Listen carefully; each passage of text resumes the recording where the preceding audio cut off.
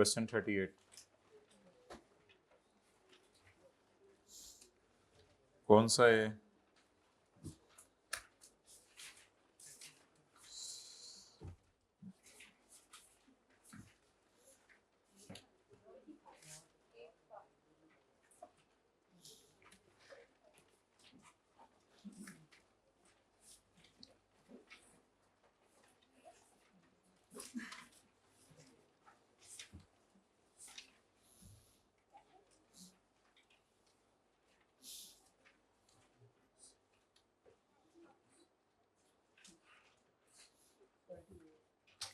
Page 85 following the draft financials में Jasmine Limited and subsidiary Sunflower Limited as on 31 में investment PP current asset share capital retained earning और current liabilities.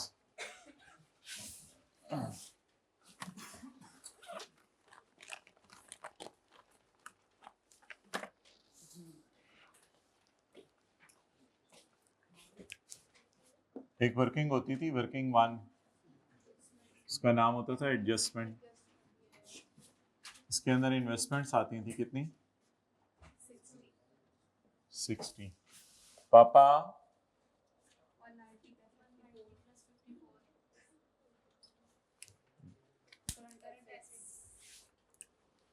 Current assets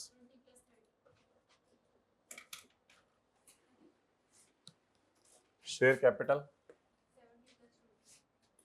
plus plus plus plus plus plus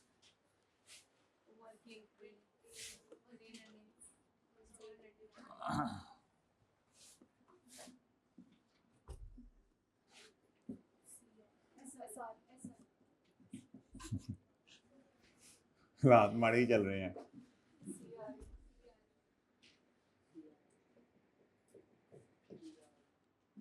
पीआरई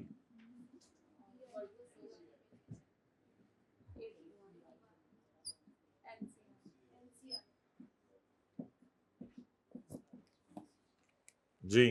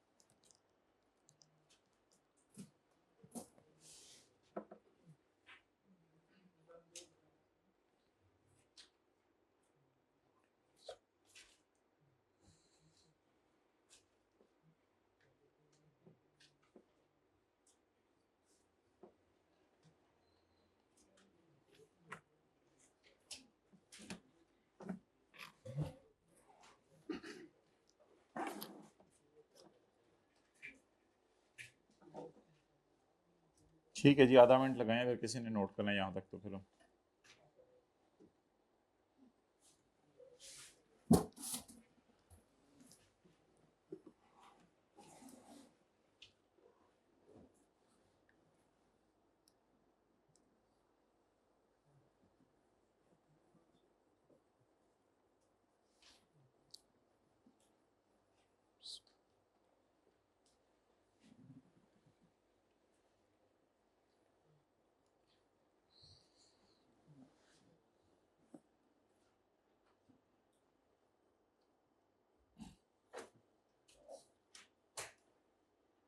देखें। अगर अब भी note करने लगे भी तो बहुत टाइम लग जाएगा, बस अब छोड़ें फिर पता नहीं क्या।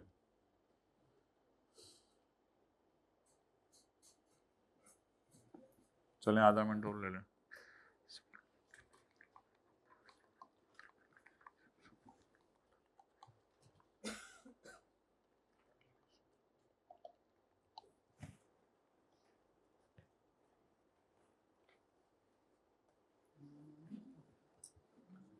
Parent acquired 80% of share holding of subsidiary on यकम अप्रैल 2017, इसलिए हमें वर्किंग नंबर 6 करनी पड़ेगी।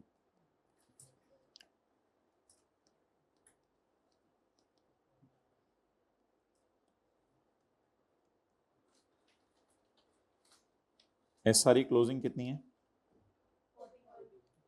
Year and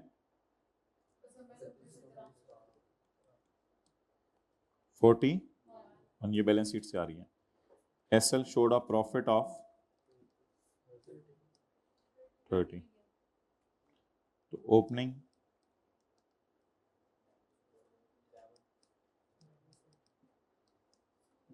11। अच्छा जी, PA acquired 80% of shares of S on Yekam April 17। आप जरा अटेंटिव हो जाए थोड़ी देर, अब छोड़ दें सब कुछ। S showed a profit of 30 million for the year ended 31 December. The income and expenses of subsidiary had accrued evenly during the year, except investment income of 5, which is of new owner, Yekam April के बाद ये investment income किसकी है? New owner की। ठीक है, rough working S का P&L, S का profit 30, it includes income of 5 which relates to new owners, okay। Now अब हम क्या करेंगे? अब हम ऐसा करेंगे कि हम एक जो है वो वर्किंग किया करते थे, वर्किंग 5 और 5.1। हालांकि ये बैलेंस शीट का सवाल है, लेकिन वो तो मैंने दोनों जगह पोस्ट करने के लिए आपको बता रहा हूँ कि ये हम वर्किंग 5 कर लेंगे, कोई इसमें मसला नहीं है। वर्किंग 5 कर लेंगे और 5.1 भी कर लेंगे। एस का प्रॉफिट, अच्छा अब वो तो रफ वर्किंग है। 5.1 30 को 2 में तकसीम करना है। अब 30 को तकसीम करना है या 30 माइनस 5 को, इज इक्वल टू 25। 25 को आप तकसीम कर दो पुराने और नए ओनर्स में इन द रेशो ऑफ 3/12 यकम April and in the ratio of 9/12 6.25 18.7 चले कर लें, ठीक है बस, ठीक है वो फिर। अच्छा अब मुझे बताएं ये 5 किसको दूं? 2500 बांट दिया, ये 5 किसको दूं? जून वालों को। जून में कौन है? जमा 5 इज इक्वल टू 23.7। अब मुझे बताएं ये फिगर मैंने क्या कहा था, ये हमने कहां ले जाया करनी है? वर्किंग 5 में। ये फिगर कहां ले जाया करनी है? नए ओनर्स का प्रॉफिट बताएं, 23.7। और ये वो जो ब्रॉड डाउन जमा कुछ में कुछ है, ये ब्रॉड डाउन जमा कुछ में कुछ है। वर्किंग 5 मैंने टाइम जाया करने के लिए की है। वर्किंग 5 इस क्वेश्चन का पार्ट नहीं है क्योंकि हमारा P&L का सवाल नहीं चल रहा, लेकिन नोट करें आप तसल्ली से, कोई मसला नहीं। रफ वर्किंग भी नोट करें। रफ वर्किंग क्यों नोट कराइए? वो तो वैसे ही जरा समझाने के लिए कि 30 में 5 बोले हैं, 30 में 5 पड़ा हुआ है, वो तो रफ वर्किंग इसलिए की है।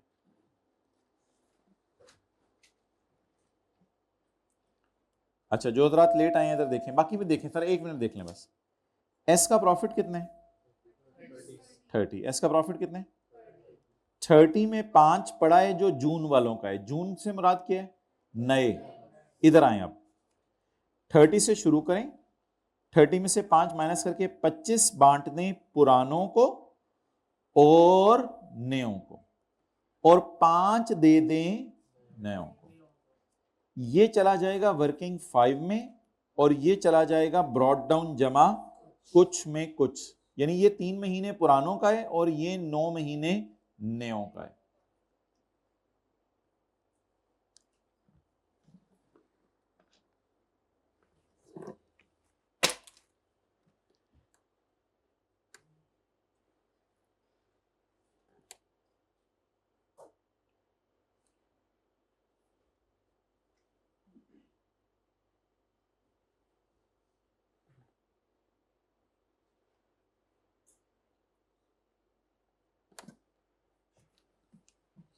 अब 23.7 का मैंने कुछ नहीं करना,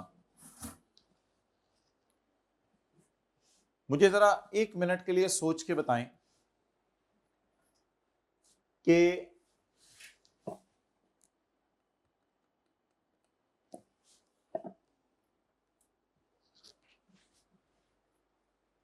ग्यारह पुराने ओनर्स के या 11 में इसका 3/12 भी, लेकिन ऑब्वियसली इसका 3/12 अगर हमने एहतियात से किया है, 5 माइनस करके किया है, वो एक पुराना कॉन्सेप्ट है जो रिवाइज हो गया।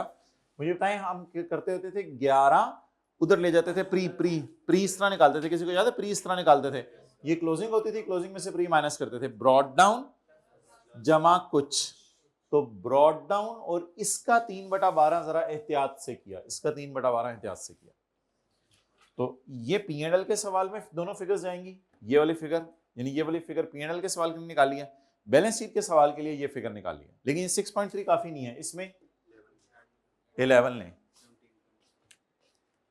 अब प्री बड़ी मेहनत से निकाला, प्री से क्या मुराद है, प्री से मुराद है कि सऊदी किंग का ब्रॉड डाउन भी था और जमा 3/12 में था, तो चले जी ब्रॉड डाउन बताएं कितने, 11, इसके साथ वर्किंग नंबर 6, जमा कुछ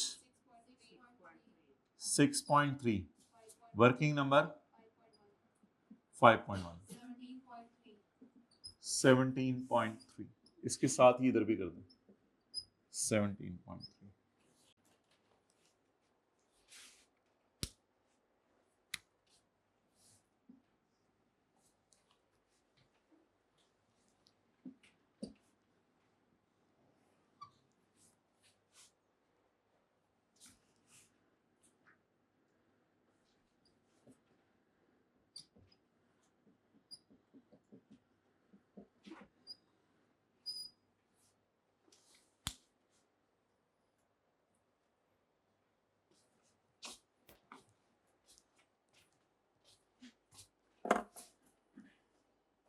जी आखिरी दफा पढ़ें जरा लाइन, जो लोग लेट आए थे वो स्पेशली इधर देखें, नोट करने से कोई फायदा नहीं होगा, समझें चीजें। पेरेंट एक्वायर्ड, इजीली हम नोट नहीं, parent acquired 80% shares of S on यकम अप्रैल, साल के मिड में खरीदे, तो एस की क्लोजिंग आ रही कितनी है 41, एसएल छोड़ा प्रॉफिट ऑफ 30, क्लोजिंग आ रही प्रॉफिट, ओपनिंग ये निकल आई। The income and expenses of S accrued evenly except investment income of 5 जो कि नयों की है, क्योंकि जून में नए आगे में है, तो मैंने रफ वर्किंग में जाके फिर ये P&L बनाया था, 30 में से 5 किनका है, नयों का है, ये एस का P&L समझने के लिए बनाया था, 30 में से 5 नयों का है। अब मैं 30 को नहीं कर सकता 3/12 9/12, ठीक है, तो इसको उठाया और उठा के वर्किंग 5.1 में छोड़ दिया, इसमें से 5 नयों को देने, 25 सब में तकसीम कर दें, तो 5 जो माइनस किए वो नयों को दे दें। अगर खुदा ना खास्ता P&L का सवाल होता तो ये फिगर इधर ले जाए, लेकिन P&L का सवाल नहीं है, बैलेंस शीट का सवाल है। ये सऊदी किंग का 3 महीने का प्रॉफिट है, मुझे सऊदी किंग का ब्रॉड डाउन भी देना है उसको, पिछले हमारे साल के शुरू तक का, ये भी सऊदी किंग को दे दें, ये भी दे दें। चलें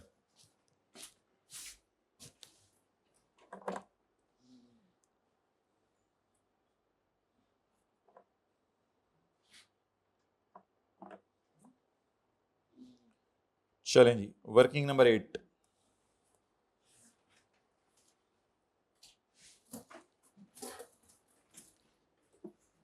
यकम अप्रैल 2017 को, ऑन एक्विजिशन डेट का क्या मतलब है, यकम अप्रैल 2017 सब्सिडरी के net assets were equal to the fair value except inventory which was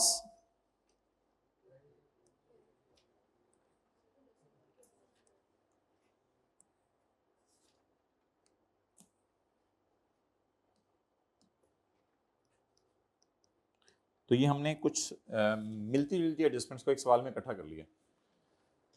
inventory which was carried at 10 million and had a fair value of 15 million. यकम April को एक inventory थी जो 10 मिलियन की थी, उसकी फेयर वैल्यू 15 मिलियन। IS2 तो मना करते हैं, लेकिन हमारा तो कहानी ही और है, हम तो जो है वो इन्वेंट्री डेबिट करेंगे और इवैल्यूएशन सरप्लस इन वर्किंग 1, अभी नोट ना करें आप, कितना 5 का surplus record. Next, the value of plant was impaired by 3 million. The value of plant was impaired by adjustment number A, adjustment number B, adjustment number C. Impairment loss in working 1 debit and PP credit. यकम April को plant को parent ने impair कर लिया है for the purpose of consolidation. A contingent liability of 9 million was disclosed. अल्हम्दुलिल्लाह IAS 37 आपने पढ़ लिया है, तो डिस्क्लोज हुई भी है, रिकॉर्ड नहीं हुई भी। Contingent liability is disclosed means, इस लाइन का मतलब होता है कॉन्टिंजेंट लायबिलिटी इज डिस्क्लोज्ड का मतलब होता है कैरिंग अमाउंट 0। तो लायबिलिटी एस की किताबों में 9 की नजर आ रही है, इसकी फेयर वैल्यू पेरेंट ने निकाल ली है अल्हम्दुलिल्लाह, इसकी फेयर वैल्यू 6 मिलियन है। So carrying value is 0 and fair value is 6। So expense in working 1 debit and liability credit with the amount of 6। Acquisition date की कोई भी एडजस्टमेंट आपने एसआरई में नहीं लेके जानी। एक्विजिशन डेट की कोई भी एडजस्टमेंट आपने एसआरई में नहीं लेके जानी। असल में वो सारी एडजस्टमेंट्स इधर आती हैं, इधर एसआरई में नहीं जाती, इधर आती हैं।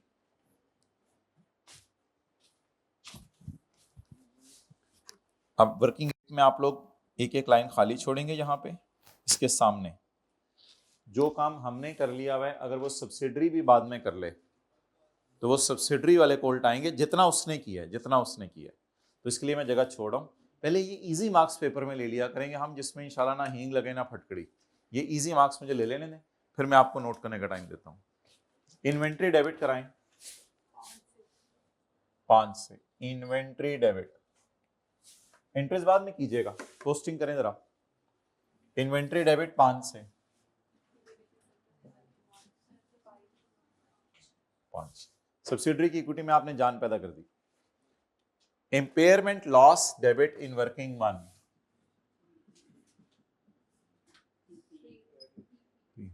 और PP expense in working 1 debit कितना, और लायबिलिटी 6। चलें जी, पहले यहां इंटरेस्ट नोट कर लें, फिर उधर से कर लीजिए।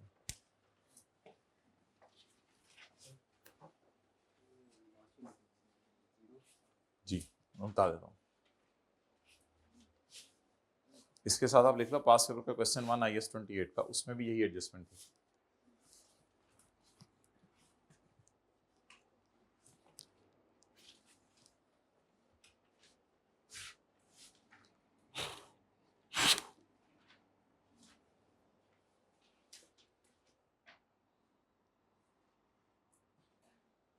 जी एंट्रीज देख लें। Inventory debit surplus credit, impairment loss debit PP, expense in working 1 debit liability. वो छोड़ दें बस, बाद में देखिएगा, उसमें भी यही था। इधर से समझ लें आप।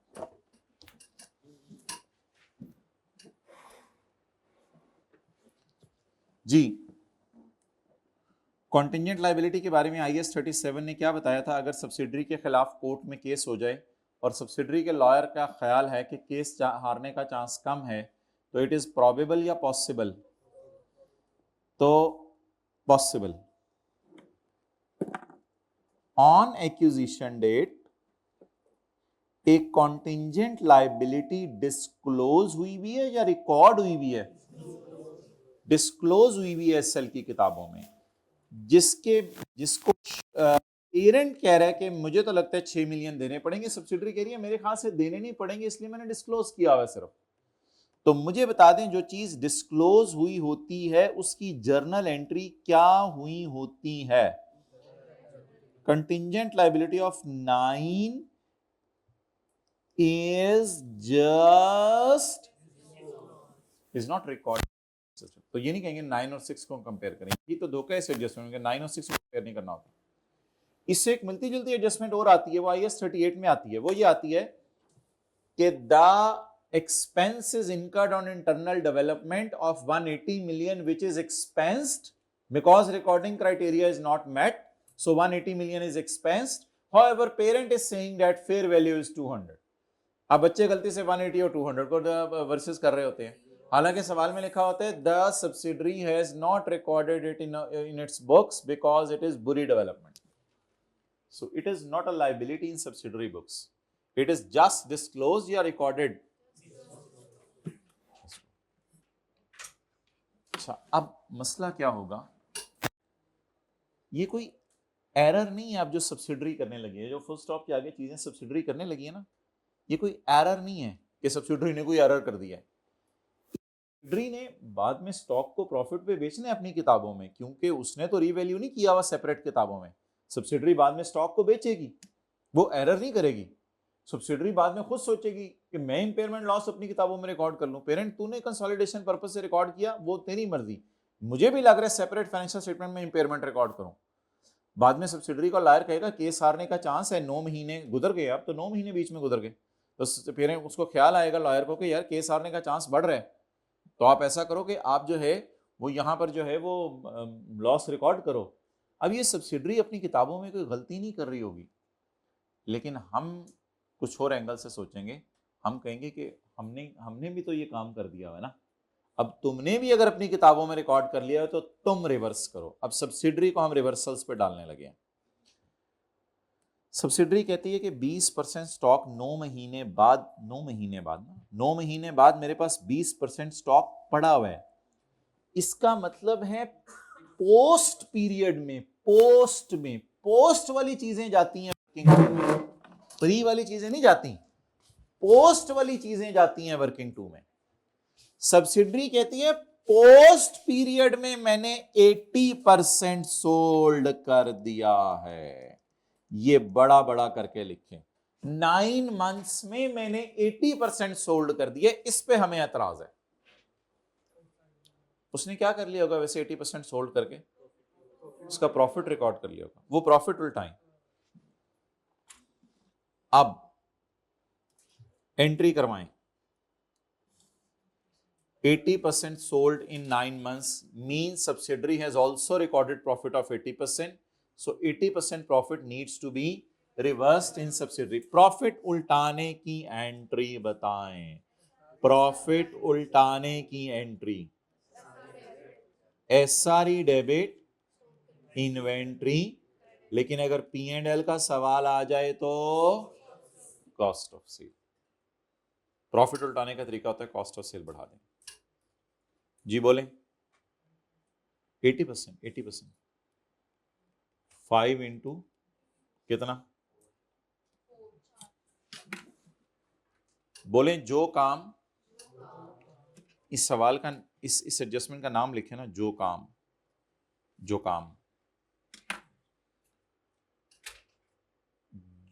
काम पेरेंट ने कर लिया था यकम अप्रैल को, अगर सब्सिडरी भी यकम अप्रैल से 31 दिसंबर के दौरान कर ले तो जितना सब्सिडरी ने किया उतना उल्टवा दें।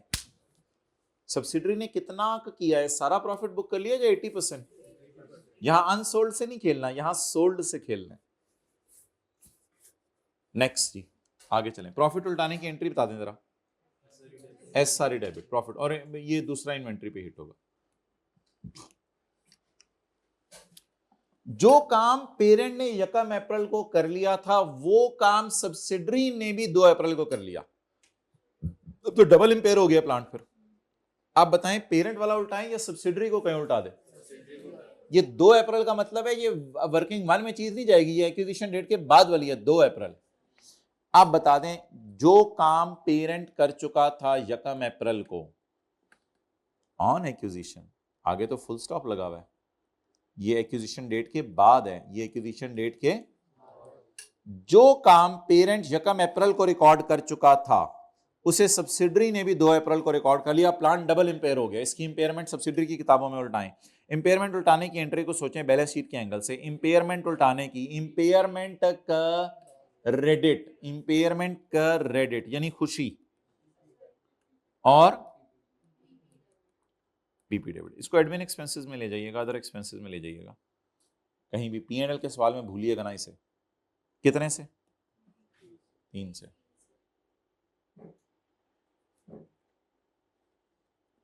चलें जी, हमारा सवाल खत्म हो गया। टोटल्स घर में जाके कर लीजिएगा, आखिरी एडजस्टमेंट कर दें। सब्सीक्वेंट टू एक्विजिशन यानी ड्यूरिंग 9 मंथ्स, ड्यूरिंग, ये सारी एडजस्टमेंट फुल स्टॉप के बाद वाली, यकम अप्रैल के बाद वाली हैं। During 9 months liabilities also recorded in subsidiary book, subsidiary ने भी लाइबिलिटी रिकॉर्ड कर ली अपनी किताबों में। उसने कितनी की है? आप ये ना देखिएगा हमने कितनी की है, जो उसने की है बस वो उल्टाइएगा।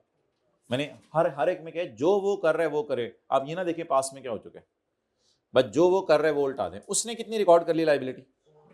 4। हमने ऑलरेडी 6 की हुई है, हम अपनी 6 को ना छेड़ें, वो उसने जो किया वो उल्टाएं।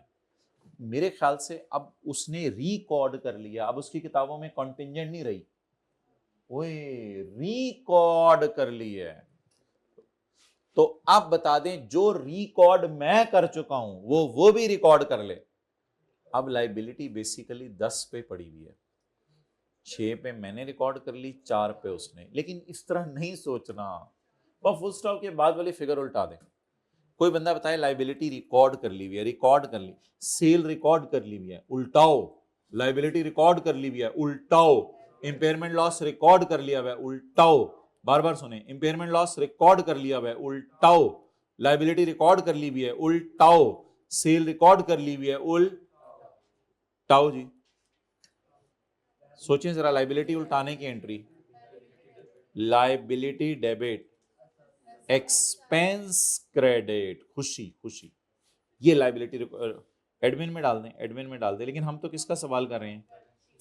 अनलकीली बैलेंस शीट का सवाल कर रहे हैं जी। 4।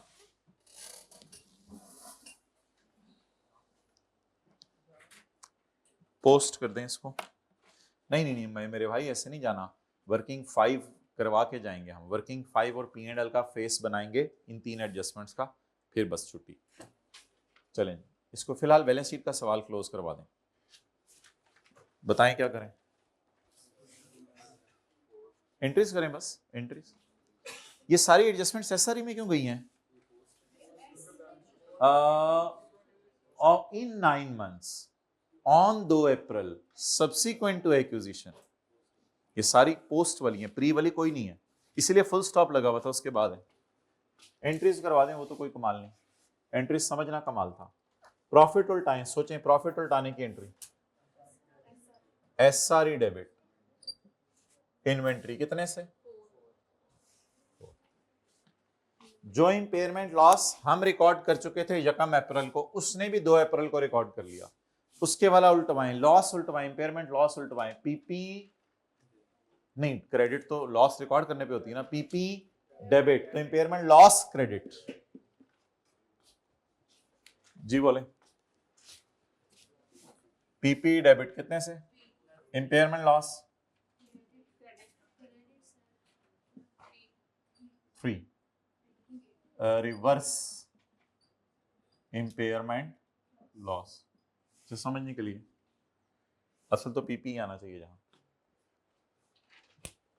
जी।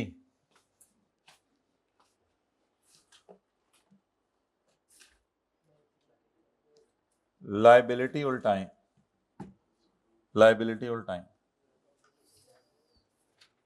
लाइबिलिटी उल्टाने की एंट्री, लाइबिलिटी डेबिट कितने से? 4 से, और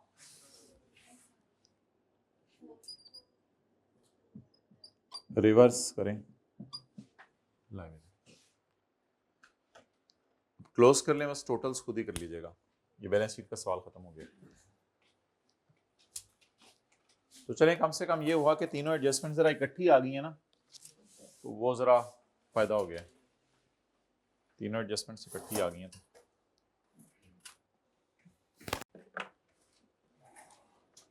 इसमें एक एडजस्टमेंट कल क्लास में सुबह आते ही आपने उधर ही रखो कैमरा, मुझे याद करानी है। तो पास पेपर के क्वेश्चन में कॉन्टिंजेंट एसेट वाली, वो भी डिस्कस कर लेंगे, और एक रीस्ट्रक्चरिंग वाली भी है शायद, वो भी डिस्कस कर लेंगे साथ में।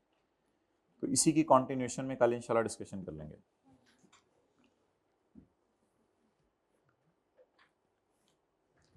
अच्छा, अब लाओ चलें, ये क्विक रिवीजन मुझे दें फुल स्टॉप के बाद वाले के रिवीजन। फुल स्टॉप से पहले वाला आप लोगों ने करवा दिया था, अल्लाह का शुक्र है। 20% स्टॉक अभी तक पड़ा हुआ है सब्सिडरी के पास, यानी 9 महीने में उसने 80% बेच दिया है। तो सब्सिडरी मैंने तो वो किसी और नाम से जीपी पहले ही रिकॉर्ड कर लिया था, तुमने भी कर लिया। अच्छा, जितना तुमने किया उतना उल्टवा दें। बाकी 1 रुपए की एंट्री अगले साल होगी, 1 रुपए की एंट्री अगले साल होगी। नेक्स्ट आगे चलें। जो लॉस मैंने रिकॉर्ड कर लिया होता वो सब्सिडरी ने भी इंपेयरमेंट लॉस रिकॉर्ड कर लिया। इंपेयरमेंट लॉस रिकॉर्ड को उल्टाएं, ये जो लायबिलिटी मैंने रिकॉर्ड कर ली हुई थी उसने भी रिकॉर्ड कर ली, तो लायबिलिटी को उल्टा। चलें, अब जरा शौक से, अच्छा P&L में भी याद रखिएगा, P&L में भी ये वाली चीजें नहीं जाती, ये वर्किंग वन में जाती हैं। ये कहां जाती हैं? P&L का सवाल होता तो भी ये वर्किंग वन में जाती, क्योंकि P&L में आपको पता है 9 महीने की चीजें जानी है, 3 महीने की चीजें नहीं जानी। ये तीनों भी P&L में नहीं जानी। P&L में सिर्फ क्या जानी है बोले, ये वाली चीजें। डन। अच्छा जी, अब आप हजरात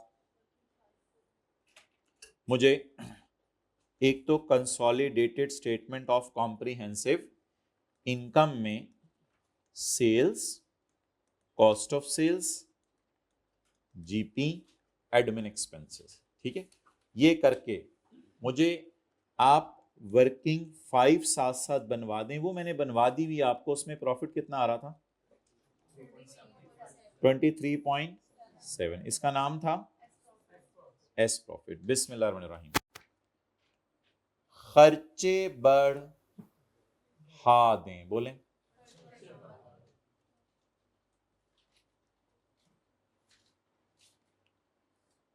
अगर एसआरई टाइप एडजस्टमेंट है तो it will also hit working. खर्चे बढ़ाने से प्रॉफिट, सबर पहले मुझे एक दफा नोट कर लेना।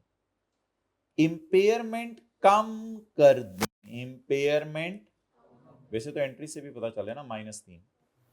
इंपेयरमेंट कम करने से खुशी होती है, खर्चे कम होने से खुशी होती है। लायबिलिटी उल्टाने से खर्चे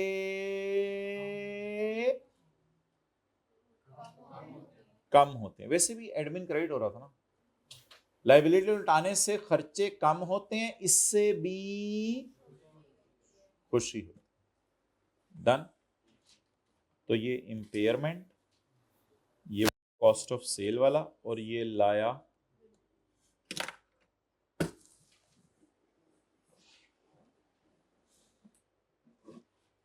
भाई टीए को बुला ले।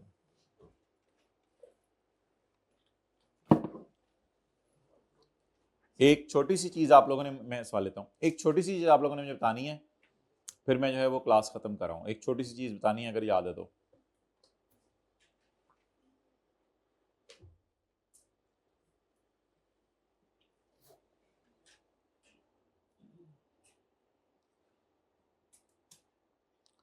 अच्छा, P&L में एक्विजिशन डेट वाली फिगर्स जाती हैं या एक्विजिशन डेट के बाद वाली? बाद वाली। चाहे बैलेंस शीट का सवाल है चाहे P&L का सवाल है, ये हमेशा कहाँ हिट होनी है? वर्किंग नंबर 1 में। और उसके बाद वाली या तो एसआरई में जाएंगी बैलेंस शीट के सवाल में, और अगर P&L का सवाल हुआ तो P&L में जाएंगे। डन। एक छोटी सी चीज मैं आपको याद कराना चाह रहा था कि P&L के मुंह पर ये 5 शो करना है या इग्नोर करना है। मैंने कहा था इस 5 को कभी भी आप लोगों ने 9/12 3/12 नहीं करना। इस 5 के बारे में 2 ही राय हैं, या P&L के मुंह पे शो करें या शो ना करें। ये बस आप मुझे बता दें, ये 5 रुपए P&L के मुंह पे शो करें या ना करें, करें या ना करें। ये पहले 3 महीने के या हमारे 9 महीने के? फिर P&L में शो करें, P&L में बाकी फिगरों को 9/12 करते रहेगा, 9/12, 9/12, 9/12, लेकिन ये 9/12 में से जून का है।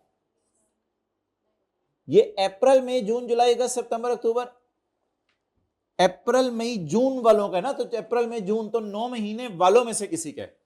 तो आज एक बात रिवाइज कराएं, ये जो प्रॉफिट्स में कोई एक इनकम ऐसे छुपी पड़ी होती थी, ओहो इधर वो मिट गया है, वो 30 में जो 5 पड़ा था, मैंने बनाया था रफ वर्किंग में, 30 में जो 5 पड़ा हुआ था उसे P&L में शो करना होता है या शो नहीं करना होता, या 9/12 3/12 करना होता है? नहीं, उसे या शो करना होता है या शो नहीं करना होता।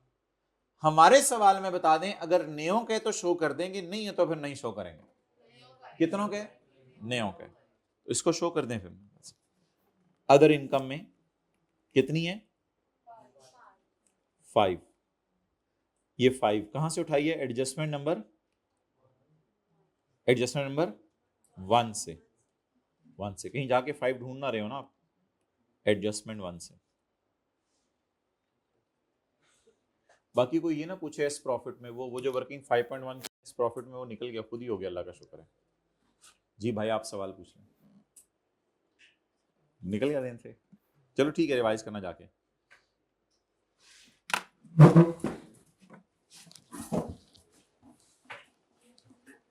खर्चा जल्दी बताएं, बढ़ा दें। खर्चा बढ़ाने से, अच्छा ये SRE टाइप एडजस्टमेंट है ना सारी। खर्चा बढ़ाने से प्रॉफिट और खर्चे कम करने से प्रॉफिट बढ़ जाएगा। बस सारा फोकस ना 10-12 मिनट जाके इन दोनों एंट्रीज पे लगाना है आप लोगों ने। उसमें ये वाली साइड पे जरा ज्यादा फोकस करना है, P&L के एतबार से भी और बैलेंस शीट के एतबार से।